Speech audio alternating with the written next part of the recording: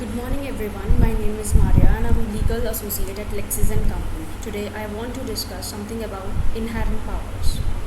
So, regarding inherent powers, both the CPC and the CRPC grant certain inherent powers to the courts. These inherent powers are meant to ensure the administration of justice and maintain the integrity of the legal process. While the specific provisions may differ between the two courts, the concept of inherent powers remains similar.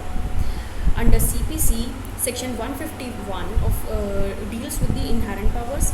This section grants the court inherent powers to make orders necessary for the ends of justice and to prevent the abuse of the court's process.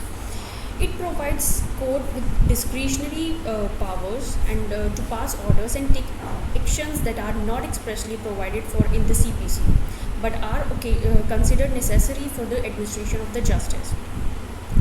So, what are the examples or the situations in which under CPC a court can exercise the powers of exercise inherent powers?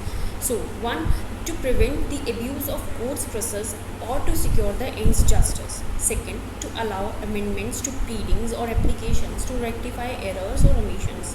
Thirdly, to extend the time for filing of documents or applications. Fourth, to grant interim injunctions or stay orders to maintain the status quo pending a final decision. Fifth, to review or modify its own orders or judgments to prevent injustice.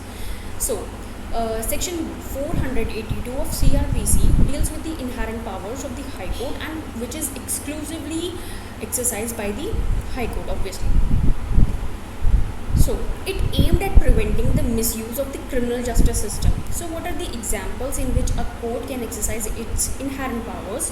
One, to quash FIRs. Second, to grant bail or anticipatory bail in situations but not specifically covered by the provisions of CRPC, to allow compounding of certain offences or to facilitate the settlement between the parties involved, to provide directions for conducting an investigation or trial, to rectify errors, omissions, and irregularities in the proceedings that do not affect the substantive right of the parties.